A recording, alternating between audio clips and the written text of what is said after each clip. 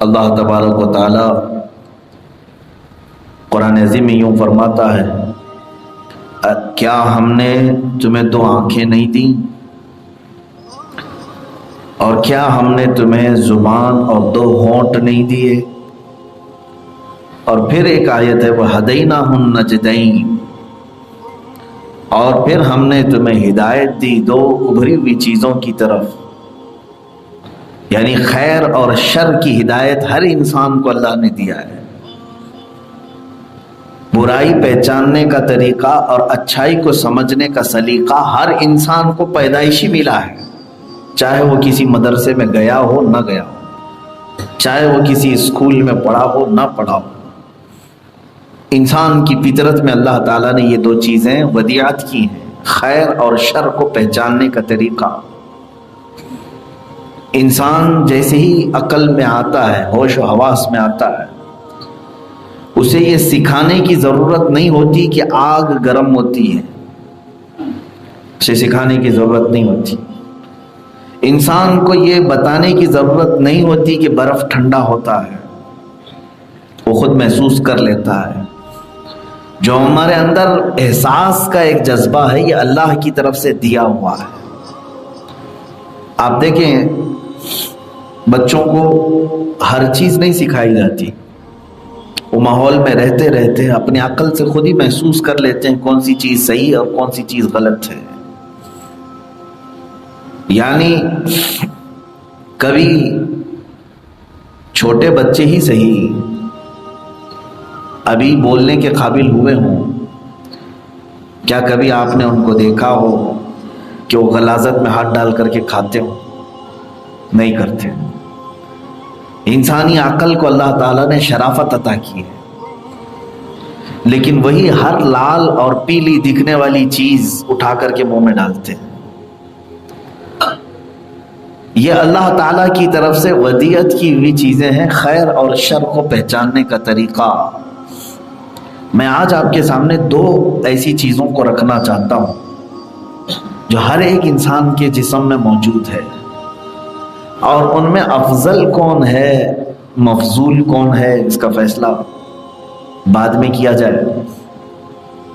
اللہ تعالیٰ نے ہر انسان کو جو 2 محترم چیزیں دی ہیں، ان میں سے ایک عقل ہے اور دوسرا دل ہے۔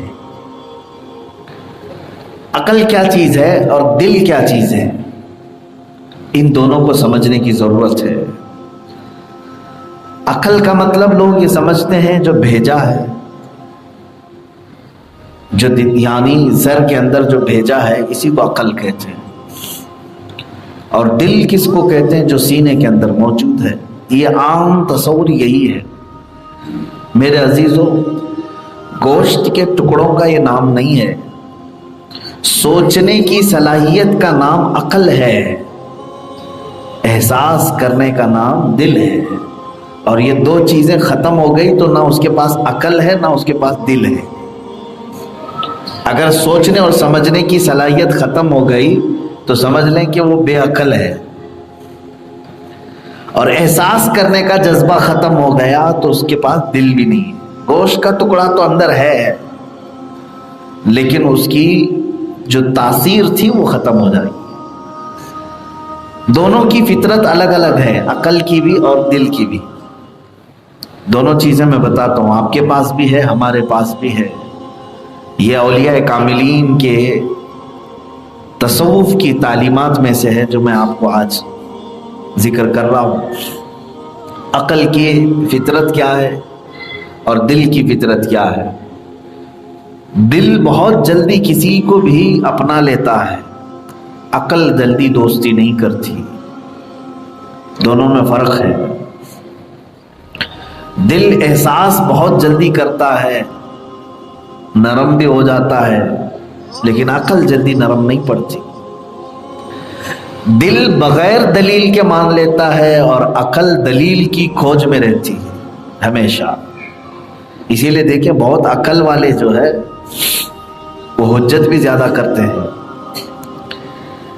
اور دل یہ بہت زیادہ دلیلیں نہیں ڈھونڈتا، بہت جلدی ایکسیپٹ کر لیتا ہے۔ دونوں کی فطرت الگ الگ ہے۔ یہ باتیں میں اس لیے عرض کر رہا ہوں کہ اگر ان دونوں کو آپ ملا کر کے نہیں چلیں گے تو ایک بڑی جنگ دونوں کے درمیان چلتی رہے گی، عقل کی اور دل کی۔ عقل کو دلیل چاہیے اور دل دلیل نہیں دیکھتا، اسی لیے محبت کرنے کا تعلق عقل سے نہیں ہے، دل سے ہے۔ جو بھی بندہ محبت کرتا ہے عقل نہیں کرتی بلکہ دل محبت کرتا ہے۔ نفرت کرنے کا بھی تعلق دل سے ہی ہے، عقل سے نہیں ہے۔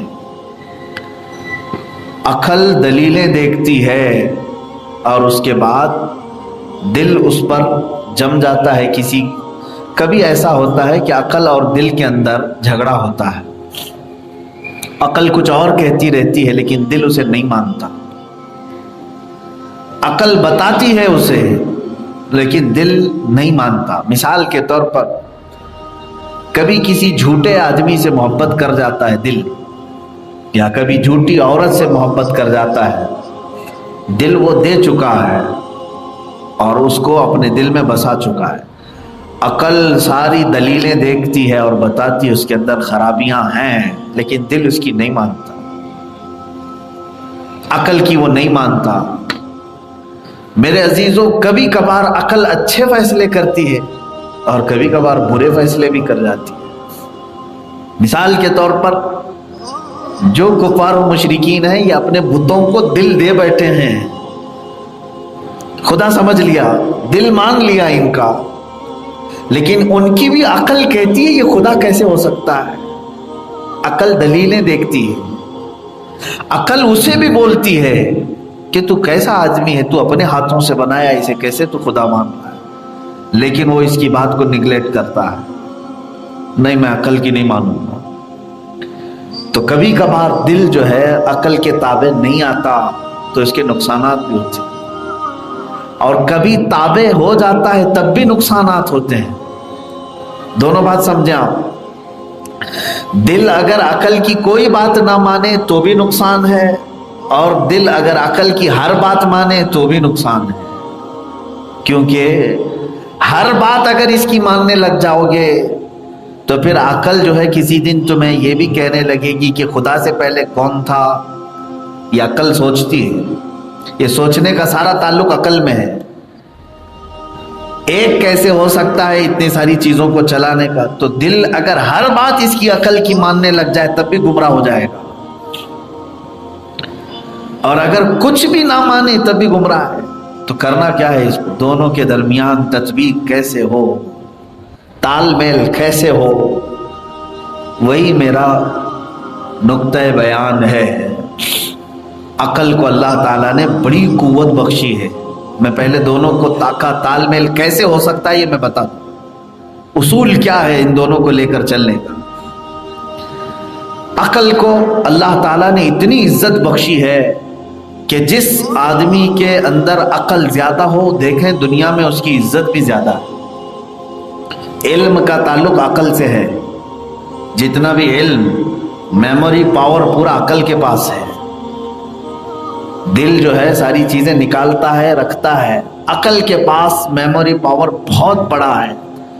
پورے دنیا کے کمپیوٹر ملا کر ان کے پاس جتنی ہارڈ ڈسک نہ ہوگی وہ تمہارے تنہا عقل کے پاس ہے، کیونکہ تم نے اگر 10 سال کی عمر میں بھی کسی کو دیکھا ہے تو اس کی تصویر ایسی چھپی ہے کہ 60 سال بعد بھی وہ چیز یاد آ سکتی۔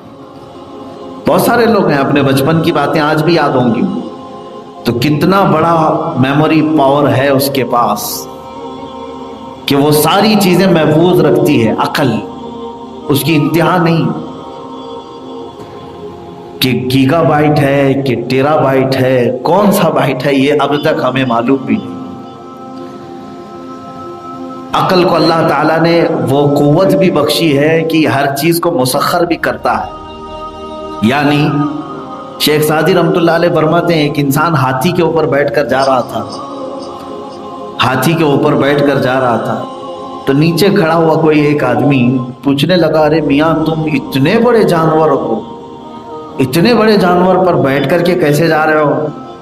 تو بیٹھے ہوئے آدمی نے کہا، اللہ نے جو عقل دیا ہے وہ تو استعمال کیا ہوتا تو تو بھی بیٹھا ہوتا۔ اس کے کہنے کا مطلب یہ ہے کہ جس کے اوپر میں بیٹھا ہوں اس کے پاس عقل نہیں. جانوروں کو اللہ نے عقل نہیں دی، سوچنے سمجھنے پڑھنے لکھنے کی صلاحیتیں ان کے پاس نہیں ہیں، لیکن انسانوں کو دی. اور اسی عقل کی بنیاد پر ہی تم شیر کو بھی مسخر کر سکتے ہو. دنیا کی ہر طاقت کو تم کنٹرول میں لانے کی قوت رکھ سکتے ہو. مجھے بتاؤ، آج ہوا میں اڑنا تو صرف پرندوں کا کام تھا، لیکن کسی بندے نے عقل کا استعمال کر کے مشینوں کو بھی اڑنے کے قابل بنا دیا. ہزاروں لاکھوں کا سفر آج ایروپلین میں ہوتا ہے. ایک مشین کو میٹل پر اگر محنت کرتا ہے انسان تو اسے کیا سے کیا بناتا ہے. عقل ہے یہ. عقل کا استعمال جہاں جہاں ہوا وہ چیزیں ترقی کی ہیں. یہ دنیا میں جتنی بھی ایجادات ہیں یہ کیسے ہوئی؟ عقل کے استعمال سے. تم یہ اور بات ہے، اللہ کا فضل ہے، انسان کو اللہ نے وہ عقل دیا ہے. کل ہی میں ایک بات پڑھ رہا تھا، جابر بن حیان کا نام سنا ہوگا، کیمسٹری کا باوا آدم جسے کہا جائے. علم کیمیا ہم اردو میں کہتے ہیں، اور ہمارے سائنس پڑھنے والے بچے کیمسٹری تو جانتے ہوں. کیمسٹری میں جابر بن حیان کو اگر نکالا جائے تو میرا چیلنج ہے، دنیا میں کوئی یونیورسٹی آج باقی نہیں رہی. جتنے بھی فارمولے آج لیب میں عمل میں لائے جاتے ہیں وہ جابر بن حیان کے دیے ہوئے ہیں. سن 190 ہجری کا یہ جابر بن حیان، 190 ہجری، آج سے تقریباً 1200 سال پہلے کی بات کر رہا ہوں. اس زمانے میں صرف عمر ان کی 16 سے 26 سال کے بیچ میں چھوٹے سے ایک گھر میں تجربے کرتا رہتا تھا. قرا امبیک نام سے ایک آلہ بنایا جو آج بھی ہر لیبارٹری میں پائی جاتی ہے عمل تصعید کے لیے. عمل تصعید کہتے ہیں ببلیمیشن انگلش میں غالباً اس کو، یعنی کسی کی بھی ایسیڈ کو اڑا دینا، اس کا جوہر نکال دینا. یہ کسی کو نہیں معلوم. یہ پہلا انسان ہے جابر بن حیان، نائٹرک ایسیڈ بنانے والا اور نہ جانے کیا کیا تیزاب بنانے والا. کیمسٹری کی دنیا میں ہر چیز ایجاد کر کے رکھ دیا. صرف 26 سال کا. عقل کیا تھی؟ جس چیز پر محنت کیا دنیا کو ایک نئی چیز لا کر کے تھی. تو اللہ تعالیٰ نے جو عقل دیا ہے اس کی وسعت بہت زیادہ ہے. اسی لیے تو شاعر نے کہا دونوں چیزیں ہیں تمہارے پاس، اس عقل کے ذریعے سے اتنا پھیل سکتے ہو کہ شاعر نے کہا ہے اگر پھیلے تو وسعت کونین میں سما نہ سکے، اور اگر سمٹے تو بس ایک مشت خاک ہے انسان. اگر سمٹ گیا اسے کچھ کرنا ہی نہیں ہے تو صرف ایک مٹھی بھر مٹی ہے یہ، اور کچھ بھی نہیں ہے. اور اگر پھیل گیا تو پھر کونین کی وسعت میں سما نہیں سکے گا. اتنا علم آ سکتا ہے. یہ عقل ہے. تو میں عقل کی تھوڑی سی فضیلت عرض کر رہا تھا، لیکن ایک بات یاد رکھنا، غرور، تکبر، حسد، جلن، یہ تمام صفات عقل کے پاس ہی ہیں. اکڑنا، گھمنڈ کرنا یہ عقل کا ہی کام. دل نہیں کرتا یہ سب چیزیں. دل بیچارہ دیوانگی اور عشق مجازی، عشق حقیقی میں مبتلا رہتا ہے. عقل کے یہ سارے کام.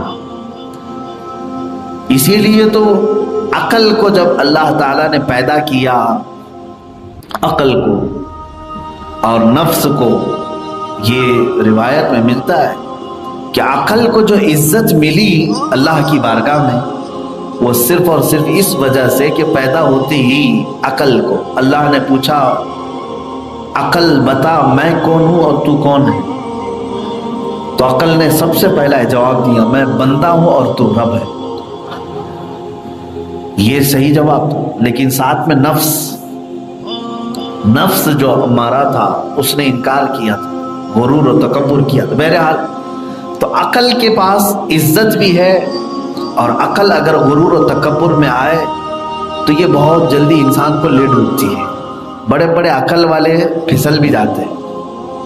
اب آئیں دل کی طرف۔ یہ چھوٹی سی چیزیں میں نے عقل کی بتائی، دل کیا کیا کرتا ہے، اس کی فطرت کیا ہے۔ دل ایک ایسا تمہارے اندر آلہ ہے کہ حضور صلی اللہ تعالیٰ علیہ وسلم کی حدیث میں ہے اذا صلحت صلح الجسد کلہ، اگر یہ پاک ہو گیا تو پورا جسم پاک ہوتا ہے، واذا فسدت فسد الجسد کلہ، اور اگر یہ ناپاک ہو گیا تو پورا جسم ناپاک ہوتا ہے۔ بہت اچھا ہے، بہت خراب بھی ہے۔ لقمان حکیم کا نام سنا ہوگا، دنیا کے سب سے بڑے حکیم کا نام جو قرآن میں آیا ہے۔ بادشاہ وقت نے ایک بار لقمان حکیم سے کہا کہ ایک بکری ذبح کرو اور اس میں جو سب سے اچھی چیز ہے وہ لے آؤ۔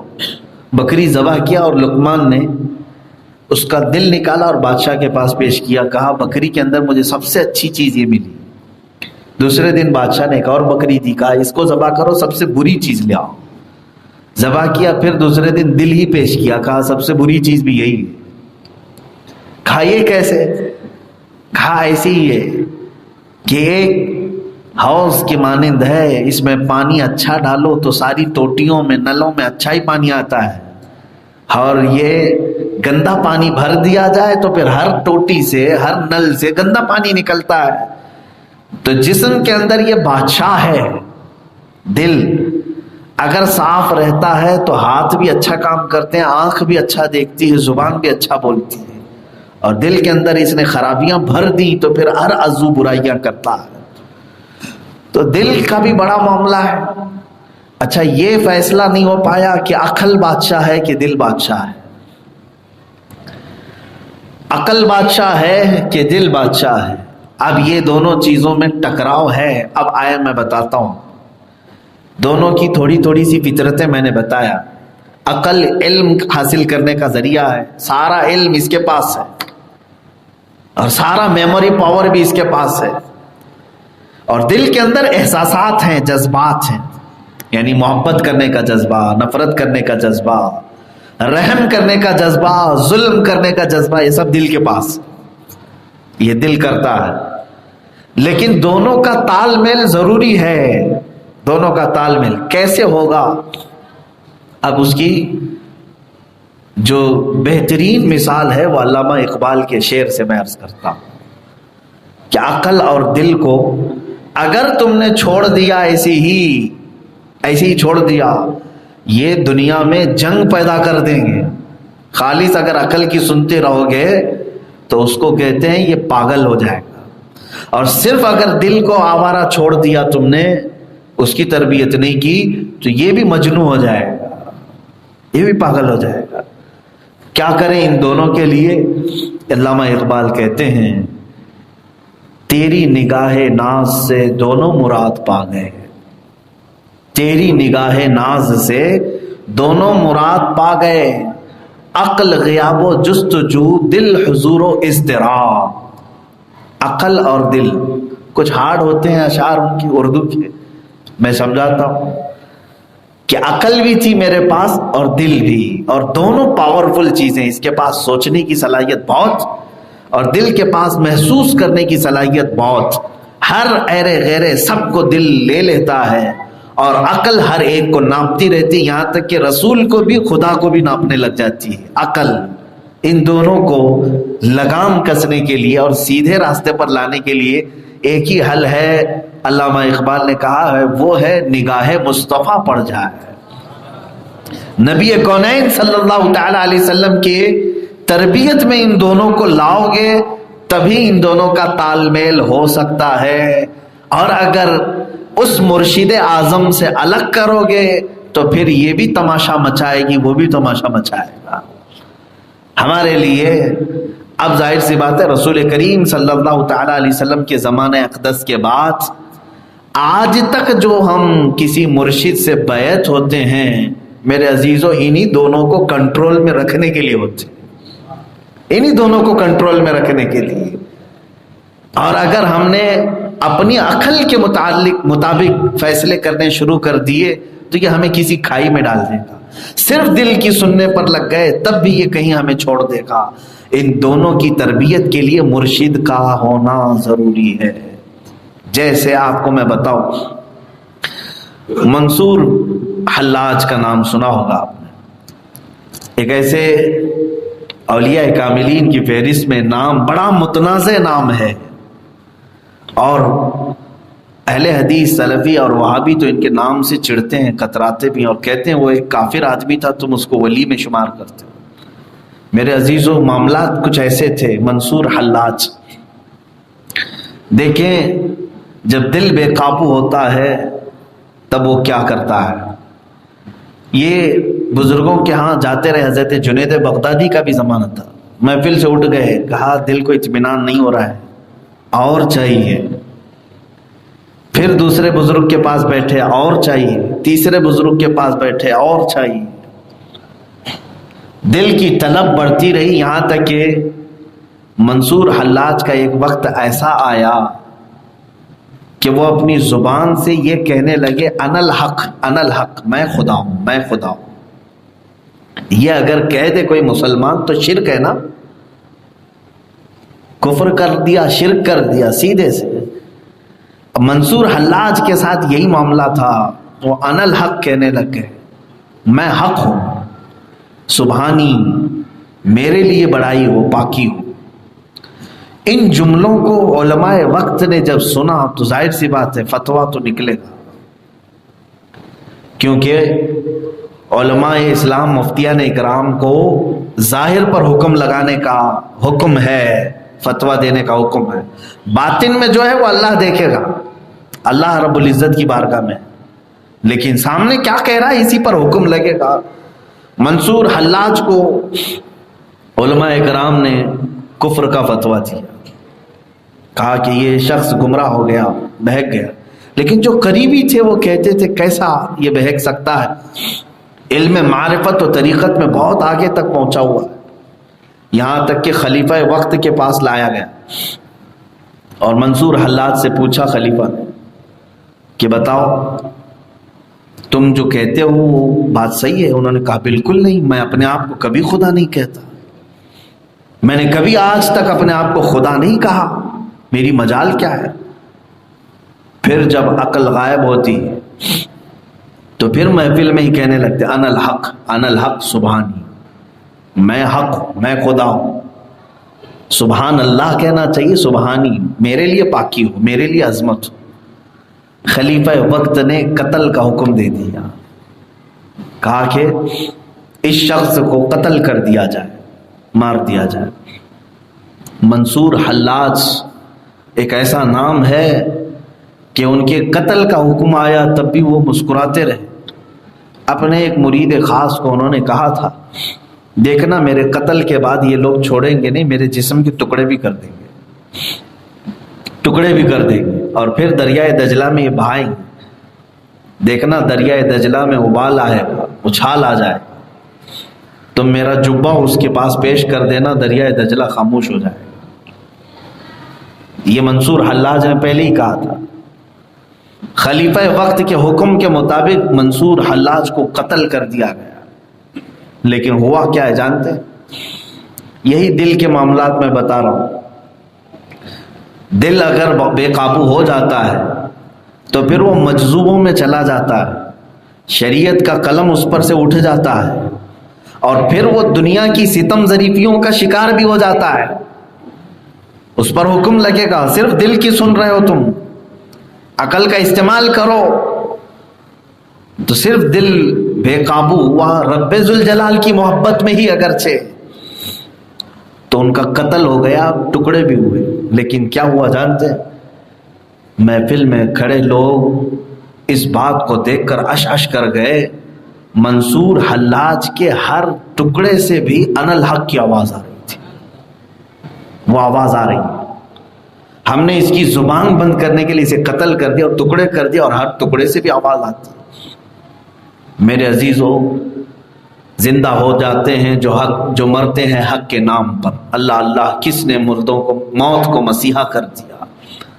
بعض لوگوں کی موت بھی انہیں پھر بعد میں زندہ ہی رکھتی ہے۔ یہ وہ لوگ ہیں جو اللہ رب العزت کی یاد میں دل دے بیٹھے، عقل ختم ہو گئی، عقل ختم ہو گئی۔ یہ دل کا معاملہ ہے، اسی لیے اولیاء کاملین میں دو کیٹیگری ہیں، دو گروپ ہیں، ایک مجذوب اولیاء اور ایک سالکین۔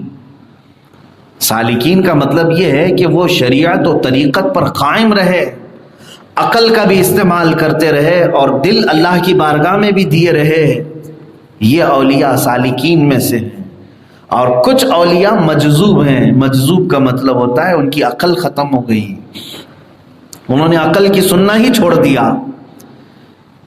عقل بتاتی تھی کہ تم کپڑے پہن کر کے رہو، عقل کہتی تھی تم مسجد میں آؤ، لوگوں کے سامنے صحیح رہو، لیکن انہوں نے سننا ہی چھوڑ دیا، اللہ کی یاد میں دیوانے ہو گئے۔ تو عقل کو جب چھوڑ دیا، صرف دل کی مانا، تو وہ دنیا میں رہتے ہوئے بھی دیوانوں کی طرح ہو جاتے ہیں۔ ان کے لیے شریعت کا حکم ہے کہ اب شریعت کا قلم ان پر سے اٹھا لیا جائے۔ یہاں تک کہ حدیث پاک میں حضرت موسیٰ علیہ الصلوۃ والتسلیم کوہ طور پر جا رہے تھے، ایک بندے کو دیکھا نیچے بیٹھا ہے اور کیا باتیں کر رہا ہے، کہہ رہا ہے اے اللہ تو آجا میری گود میں سو جا، میں تجھے کنگھی کروں گا، میں تجھے نہلاؤں گا، میں تجھے کپڑے پہناؤں گا، یہ باتیں کر رہا ہے۔ موسیٰ علیہ السلام جلال میں آئے، ایک تھپڑ لگائے، کہا کس کے بارے میں کہہ رہا ہے؟ اللہ کے بارے میں، خدا کے بارے میں ایسی جملے کہتا ہے؟ تو چپ ہو گیا، خاموش ہو گیا۔ حضرت موسیٰ علیہ السلام کا تماچا پڑا، خاموش ہو گیا، نہیں بولا۔ ظاہر سی بات ہے یہ جملے کہنا جائز ہے؟ ہاں، یہی عقل کہتی بھی ہے، عقل آپ کو بچا کر کے رکھی ہے، عقل سلامت ہے نا آج، تو تمہیں اس طرح کے جملے کہنے نہیں دیتی۔ ہاں، جہاں عقل چلی جائے تو پھر کچھ بھی بولے۔ تو حضرت موسیٰ علیہ الصلوۃ والتسلیم کوہ طور پر آئے، اللہ تعالیٰ سے مناجات کرتے تھے، کلام کرتے تھے، لیکن اس دن کوئی کلام نہیں ہوا۔ آپ اللہ تعالیٰ کی بارگاہ میں عاجزی کے ساتھ عرض کرنے لگے، مولا مجھ سے کوئی خطا ہوئی؟ رب تعالیٰ کی طرف سے جواب آیا، اے موسیٰ تم نے میرے ایک پیارے کو مجھ سے دور کیوں کر دیا؟ میرے ایک محبوب کو تم نے تماچا لگا کر خاموش کیوں کر دیا؟ حضرت موسیٰ علیہ السلام نے عرض کیا، مولا کیا وہ تیرا محبوب ہے جو تیرے بارے میں ایسے ایسے کلمے کہہ رہا ہے؟ تو اللہ تعالیٰ نے فرمایا، اے موسیٰ اس نے اپنا سب کچھ میرے پاس بیچ دیا، اب اس کے پاس عقل بھی نہیں ہے، اب وہ میرے متعلق جو بھی کہے میں اسے پسند کرتا ہوں۔ میرے عزیزوں، یہ مجذوبوں کے لیے کہہ رہا ہوں، کسی بھی ایرے گہرے پاگل کو مجذوب مت بول دینا۔ آج کچھ لوگ ایسے پیچھے پڑے ہوئے ہیں کچھ لوگوں کو، ارے وہ مجذوب بابا ہیں، یہ مجذوب بابا ہے۔ ایک بات یہ بھی یاد رکھ لو، آپ مجذوب کو ڈھونڈنے کا حکم بھی نہیں ہے آپ کو، اگر نظر بھی آ جائے تو تم دور ہو جاؤ، کیونکہ ان کے پیچھے پڑے رہو گے تو تمہاری شریعت بھی خراب ہو سکتی ہے اور آخرت بھی خراب ہو سکتی ہے۔ اس کی وجہ کیا ہے؟ تم تو عقل والے ہو، اور ان بابا کے پیچھے رہ کر کے تم اگر ان کی ہی طرح کرنے لگ گئے تو میرے عزیز ان کا معاملہ اور ہے، تمہارا معاملہ اور ہے۔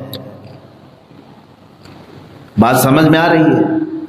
تو مجذوبوں کے پیچھے چلنے کا حکم نہیں ہے، لیکن سالکین اولیاء کے پیچھے چلنے کا حکم ہے، کیونکہ یہ عقل سلامت جن اولیاء کی رہی، وہ عقل کے ساتھ باقی رہے، وہ شریعت کے ہر نقطے پر عمل کرتے ہیں، اس لیے ان کے پیچھے چلنے کا حکم ہے۔ تم ان اولیاء کے پیچھے رہو گے تو نماز کے پابند بھی بنو گے، ان اولیاء کے پیچھے رہو گے تو تمہیں تقویٰ اور پرہیزگاری بھی ملے گی، روزہ کیا ہے یہ بھی ملے گا، ذکر و اذکار کی مجلسیں بھی ملے گی۔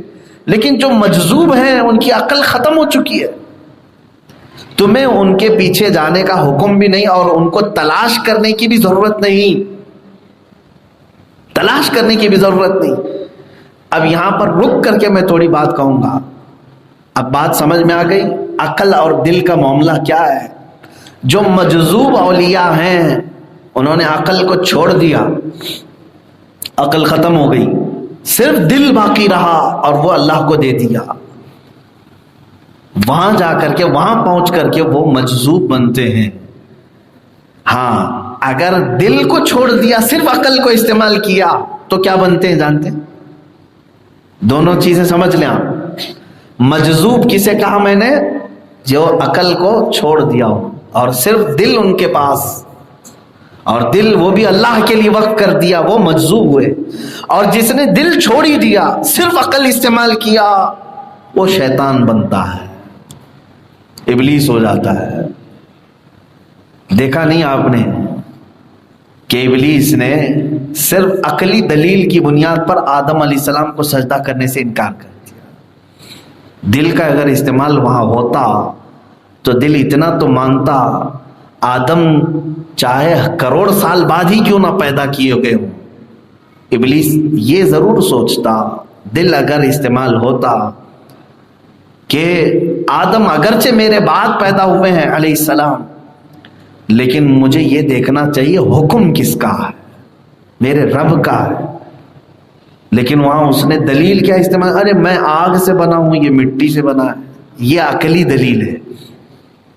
تو عقل جہاں جہاں دلیل کے طور پر تمہیں لے کے آئے گی تو وہاں صرف اور صرف عقل کا استعمال کرو گے تو پھر ابلیس ہو جاتا ہے. یہی دیکھیں، اسی لیے شاعر نے کہا ہے حضرت ابراہیم علیہ السلام کے اس موقع پر دیکھیں آپ، توجہ ہے، نمرود نے آگ بھڑکائی اور اتنی آگ بھڑک گئی کہ شعلے بہت بلند ہوئے. اب ابراہیم علیہ السلام کو ڈالا جانے والا ہے. ابراہیم علیہ السلام کیا وہاں پر پسو پیش کر رہے تھے، نہ نہ نہ مجھے مت ڈالو، میں نہیں جاؤں گا، آگ میں نہیں جلوں گا. کبھی سنا آپ نے؟ ابراہیم علیہ السلام کو جب ڈالا جا رہا تھا تو روایت تو یہ ہے کہ آپ شوق سے آگ میں کودے تھے، شوق سے گئے تھے، ناپسندیدگی کے ساتھ نہیں. اب یہاں کیا معاملہ ہے؟ آگ سامنے ہے، امتحان میں ڈالا جا رہا ہے، دونوں چیزیں یہاں پر تمہاری ہیں. عقل کیا کہے گی؟ جل جائے گا. عقل کو معلوم ہے کہ آگ گرم کرتی ہے، جلاتی ہے. اب یہاں ابراہیم علیہ السلام نے کس کی سنی تھی؟ اسی لیے شاعر نے کہا ہے، بے خطر کود پڑا آتش نمرود میں عشق، عقل محو تماشائے لبے بام تھی ابھی. شاعر کہہ رہا ہے یہ وہ گھڑی تھی جب عقل اور دل میں ٹکراؤ ہو رہا تھا. عقل کہہ رہی جل جائے گا، بار بار کہہ رہی تھی اتنے بڑی آگ میں نہ کود. دل یہ کہہ رہا تھا آگ کو گرمی بھی تیرے خالق نے دی ہے، کود جا. وہ اگر آگ پر قدرت رکھتا ہے تو تیرے لیے وہ ٹھنڈی بھی کرنے پر قدرت رکھتا ہے. یہاں پر دل کا معاملہ تھا، دل کود پڑا. اسی لیے میرے عزیزو، ان دونوں کا تال میل ہونا ہے تو رسول پاک صلی اللہ علیہ وسلم کی تربیت میں آنا ضروری ہے. حضور پاک صلی اللہ تعالی علیہ وسلم کے اصحاب، صحابہ کس چیز کا استعمال کرتے تھے؟ صرف عقل کا یا دل کا؟ دیکھیں بعض اوقات میں عقل دلیلیں دیتی ہے، اس وقت تمہیں اپنے دل کی سننا ہوگا. نوجوان دولہا ہے، آج شادی کیا ہوا ہے، اپنی عورت کے ساتھ سہاگ رات منا رہا ہو اور باہر سے اعلان ہو رہا ہے کہ رسول پاک صلی اللہ تعالی علیہ وسلم جہاد میں چل رہے ہیں. عقل تو ہزار دلیلیں دے گی، ابھی آئی ہے میری دلہن، ابھی تو اس کا سہاگ ہے، ابھی تو بہت ساری چیزیں باقی ہیں. تو یہ عقل ہے جو دلیلیں دے گی. حنظلہ رضی اللہ تعالیٰ عنہ صحابی رسول، پہلی رات کے دولہے نے عقل کی دلیلیں نہیں مانی بلکہ اپنے دل کو مانا کہ یہ رسول پاک کا دیوانہ تھا، بستر چھوڑ دیا اور چل پڑے. یہ صحابہ اکرام رضوان اللہ تعالی علیہ مجمعین اس دل کو کہاں مانتے تھے؟ ہاں اگر دل کسی دوسرے کی طرف کھینچنے لگے تب پھر عقل کا استعمال کرنا ہوتا ہے. نہ، یہ دل غلط جگہ لے جا رہا ہے. اور ایک مثال میں آپ کو بتا دوں، آپ دیکھیں حضور اکرم صلی اللہ تعالی علیہ وسلم اعلان فرما رہے ہیں کہ جہاد میں اپنے اپنے جوانوں کو بھیج دو. خاتون ہے مدینے کی، 2 سال کا بچہ لے کر کے حضور کے پاس آئی قربان کرنے کے لیے. آپ کو معلوم ہے عقل بھلی دلیلیں دے گی، بچہ ہے، دودھ پیتا ہے، چھوٹا ہے، آنکھوں کا تارا ہے، گھر میں اسی سے روشنی ہے، یہ تمام دلیلیں عقل کی ہیں. لیکن اس صحابیہ نے اپنے دل کی مانی، کہا یہاں حکم رسول اللہ کا ہے. میرے آقا صلی اللہ تعالی علیہ وسلم نے فرمایا ہے تو میں نے دل ان کو دیا ہے، تو پھر دل کو ماننا ہوگا۔ اسی لیے امام اہل سنت فاضل بریلوی رضی اللہ تعالیٰ عنہ نے فرمایا ہے، دیکھو آپ سب اپنے دل کو اتنا مضبوط کرو کہ یہ دل مجازی عشق میں نہ جائے، پھر دیکھنا یہ دل تمہیں بہت کمال تک پہنچائے گا، بہت کمال تک پہنچائے گا۔ سر ہے وہ سر جو تیرے نام پہ قربان گیا، دل ہے وہ دل جو تیری یاد سے معمور رہا، سر ہے وہ سر جو تیرے نام پہ قربان گئے۔ یہ اعلیٰ حضرت نے فرمایا، عزیزان گرامی وقار، تمہارے پاس عقل بھی ہے اور دل بھی ہے، اور ان دونوں کو اگر تم نے آوارہ چھوڑ دیا تو یہ تمہارا تماشا بنا دیں گے۔ عقل کو بھی اور دل کو بھی رسول پاک کی غلامی میں جب تک نہیں دو گے، ان دونوں کا تال میل نہیں ہوگا۔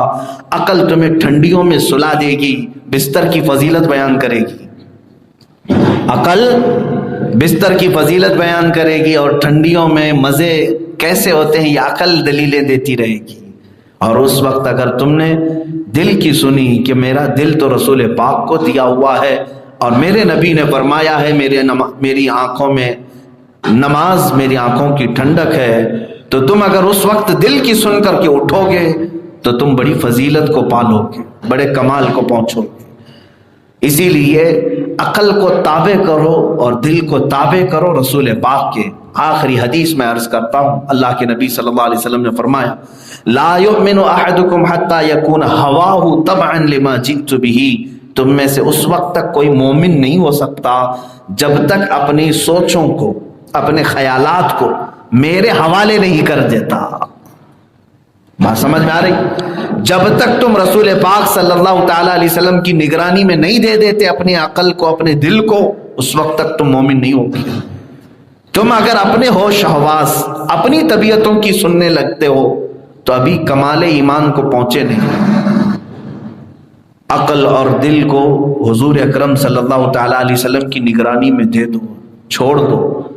دیکھو عشاق جو ہیں رسول پاک کے، جو عاشق ہیں، وہ دل سینے میں رکھتے تھے، اس کے باوجود کیا کہتے تھے؟ امام اہل سنت فاضل بریلوی ایک بڑے عاشق رسول کا نام ہے، کہتے ہیں جان و دل ہوش و خرد سب تو مدینے پہنچے، تم نہیں چلتے رضا سارا تو سامان گیا۔ یعنی یہ وہ لوگ ہیں جو اپنا دل، اپنی جان، اپنا ہوش، اپنا خرد، اپنی عقل سب رسول پاک کے حوالے کر چھوڑ دیں۔ اسی لیے اعلیٰ حضرت کا ایک شعر جو مرشد گرامی نے ہمیں سمجھایا تھا، حمد کا ان کا ایک شعر ہے، اولیاء کاملین میں ایک مقام ہوتا ہے قطب الارشاد کا۔ قطب الارشاد کسے کہتے ہیں؟ وہ اپنے زمانے کا وہ ولی کہ اس کے اللہ تعالیٰ اس کے ذریعے سے دوسروں کو ولایت عطا کرتا ہے، وہ اپنے زمانے کا قطب الارشاد وہ ولی ہوتا ہے۔ اعلیٰ حضرت امام احمد رضا خان فاضل بریلوی رضی اللہ تعالیٰ عنہ کو قطب الارشاد کا مقام حاصل تھا، یہ حضرت علی حسین اشرفی میاں رحمۃ اللہ علیہ نے فرمایا۔ اور قطب الارشاد کو یہ بھی قوت حاصل رہتی ہے کہ اپنے زمانے کے اولیاء کو وہ جس ڈیوٹی پر لگانا چاہے لگا دے، وہ حکم کر سکتا ہے قطب الارشاد۔ ایک بار اس قطب الارشاد نے سارے لوگوں کو حکم دیا، وہ اپنے شعر میں انہوں نے لکھا ہے، اپنے شعر میں حمد کے شعر میں لکھا ہے، ارے اے خدا کے بندو کوئی میرے دل کو ڈھونڈو، ابھی پاس تھا یہیں تو ابھی کیا ہوا خدایا، نہ کوئی گیا نہ آیا تجھ حمد ہے خدایا۔ اپنے شعر میں انہوں نے لکھا ہے اس کو۔ ہم پہلے اس کا معنی سمجھتے ہی نہیں تھے کیا ہے یہ۔ ہمارے حضرت نے ہمیں سمجھایا تھا کہ قطب الارشاد اپنے وقت کا وہ قطب ولی سارے اولیاء کو حکم دے رہا ہے اپنے زمانے کے کہ اے اولیاء وقت جاؤ رضا کا دل کہاں ہے یہ ڈھونڈ کے لاؤ۔ دل کا مطلب گوشت کا ٹکڑا نہیں، میں نے سب سے پہلے ہی سمجھایا۔ ارے اے خدا کے بندو کوئی میرے دل کو ڈھونڈو، ابھی پاس تھا یہیں تو ابھی کیا ہوا خدا۔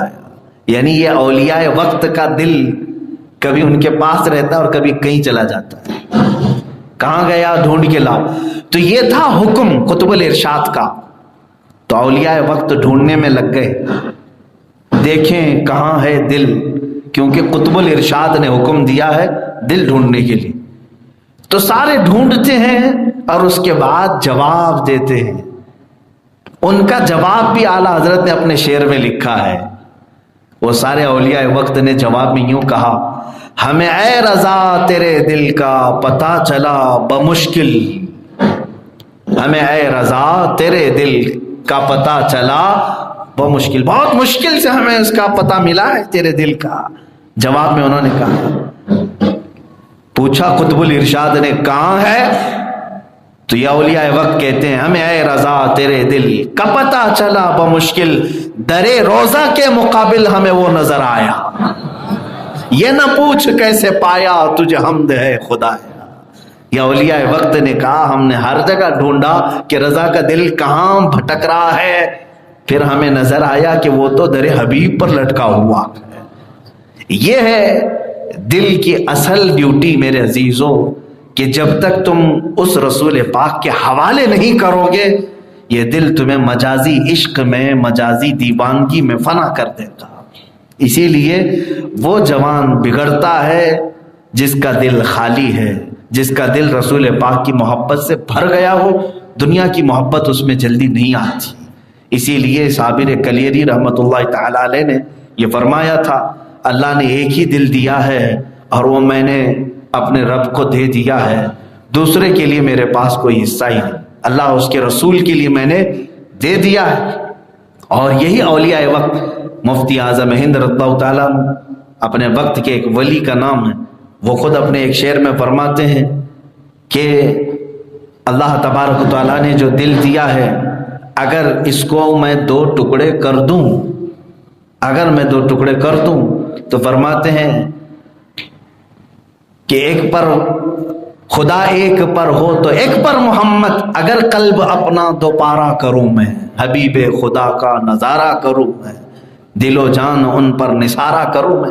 کہتے ہیں خدا ایک پر ہو تو ایک پر محمد، اگر قلب اپنا دوپارہ کروں میں، اگر میں اپنے دل کے 2 ٹکڑے بھی کر دوں تو تمہیں نظر آئے گا ایک ٹکڑا اللہ کے لیے وقف کیا ہوا ہے، دوسرا محمد عربی کے لیے. یہ ہے اولیاء کی تعلیمات، یہ ہے تصوف. میرے عزیزوں کے دل کو جب تک تابع نہیں کرو گے. حضرت ابو بکر شبلی رضی اللہ تعالیٰ عنہ سے پوچھا گیا، اب ہمارے ذکر کا وقت قریب ہے، آپ سے پوچھا گیا کہ اللہ تبارک و تعالیٰ کا ذکر کرنا ہے. دیکھیں یہاں پر بھی عقل بھی ہے اور دل بھی ہے. جب ہم مجمع میں ہوتے ہیں، اچھا یہ ابھی جو بیٹھا ہوا ہے عقل والوں کا مجمع ہے، عقل والوں کا مجمع ہے، اور جہاں ہاتھ پیر پھیل گئے، کپڑے نکل گئے تو سمجھ لو پھر وہ عقل والا نہیں ہے. عقل جو ہے اپنے آپ کو سمیٹ کر کے بٹھاتی ہے، لوگ دیکھ رہے ہیں مجھ کو، اپنے آپ کا خیال کرواتی ہے. ہاں کپڑے صحیح سمت میں ہوں، پیر صحیح ہوں، کوئی ایسا غلط کام دکھتا نہیں. ہاں عقل جب سو جاتی ہے اور صرف دل رہتا ہے تب وہ پھیل جاتا ہے، کچھ بھی کرتا ہے. تو ابو بکر شبلی رضی اللہ تعالیٰ عنہ سے پوچھا گیا کہ اللہ تبارک و تعالیٰ کا ذکر کرتے رہیں، مٹھاس کب ملے گی اس کی، اس ذکر کی لطافت، اس کی حلاوت، اس کی لذت کب ملے گی؟ کتنا بڑا جواب دیتے ہیں. فرماتے ہیں جب تک عقل کے ساتھ ذکر کرتا رہے گا مٹھاس نہیں ملے گی. بات سمجھ میں آ رہی ہے؟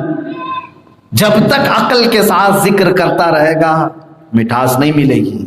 مطلب یہ ہے کہ تم اللہ رب العزت کے ذکر میں کھڑے ہو لیکن سوچ رہے ہو کچھ اور بھی، میرا بغل والا مجھے دیکھ رہا ہے،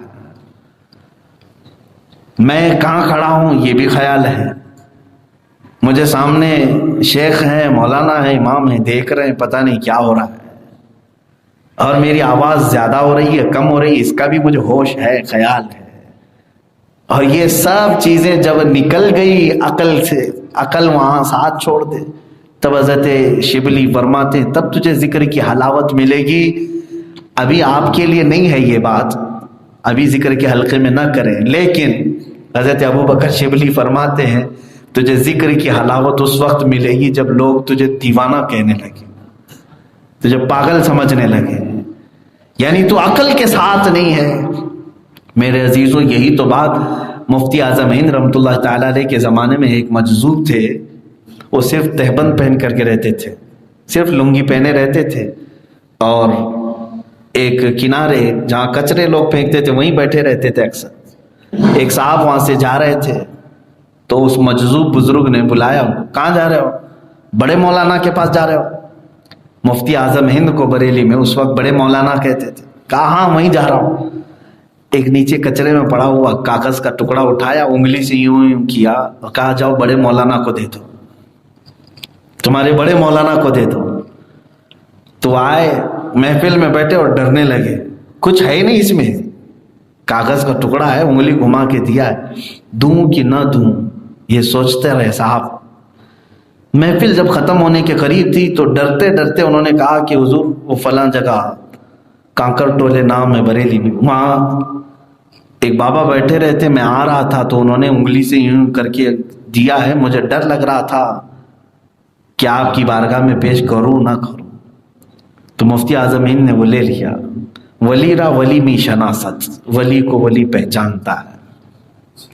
مفتی اعظم ہند نے دیکھ کر کے مسکرایا، کہا کچھ ہے تو نہیں اس کے اندر، کچھ لکھا ہوا نہیں ہے۔ آپ نے بھی اپنی انگلیوں گھمائی اور دیا کہ جاؤ بابا کو دے دو۔ تو وہ صاحب آئے، وہ نہ ادھر کی تحریر انہیں معلوم تھی نہ ادھر کی تحریر۔ میرے عزیزو، یہ عام آدمی یہ کہے گا کہ یہ پاگل لوگ تو نہیں ہیں، دیوانے تو نہیں، یہ عقل ہے، جہاں عقل یہ کہنے لگتی ہے۔ اب وہ ٹکڑا کاغذ کا لے کر کے آیا، وہ بابا بیٹھے ہوئے تھے بھی، تو ان کے پاس اس نے دے دیا کہ بڑے مولانا نے واپس تمہاری چٹھی بھیج دی ہے۔ وہ لیتے ہیں اور لے کر کے اس کاغذ کو نیچے ڈال دیا اور اپنی جو لنگی تھی تہبند وہ بھی کھول دیا اور ننگے ہو کر کے چلے گئے، جو کپڑا پہنے تھے وہ بھی اتار دیا اور چلے گئے۔ تو یہ سوچنے لگا یہ کیا مسئلہ ہے، میں چٹھی دیا اس سے پہلے تک تو یہ تہبند پہنے ہوئے تھے، اس کے بعد وہ بھی انہوں نے اتار دیا۔ وہ گھبرایا ہوا مرید واپس مفتی اعظم کے پاس آیا، کہا کہ حضور مجھے سمجھائیں نہیں تو میں پاگل ہو جاؤں گا، کیونکہ صرف عقل یہ سب چیزیں نہیں سمجھ سکے گی، عقل کو ظاہری اسباب ضروری ہیں، دلائل چاہیے۔ یہ کیا تھا یہ معاملہ؟ تو حضرت مفتی اعظم ہند رضی اللہ تعالیٰ عنہ نے اسے سمجھایا کہ وہ اس علاقے کے مجذوب تھے، انہوں نے اپنی عقل یاد الہی میں فنا کر دی ہے، وہ اللہ کے ذکر میں محو ہو کر اپنی عقل کھو چکے ہیں، اور ان کے لیے شریعت کا حکم ہے کہ شریعت کا کوئی قلم ان کے اوپر نہیں لگے گا۔ جس کو عقل ہے اسی پر تو نماز فرض ہے نا، عقل ہو تو نماز ہے، عقل ہو تو روزہ ہے، عقل ہو تو عبادات ہے، عقل نہیں ہے تو کچھ بھی نہیں ہے۔ تو مفتی اعظم ہند رضی اللہ تعالیٰ عنہ نے فرمایا کہ وہ مجذوب ہیں، انہوں نے مجھ سے سوال کیا تھا لکھ کر کے، کہا کیا؟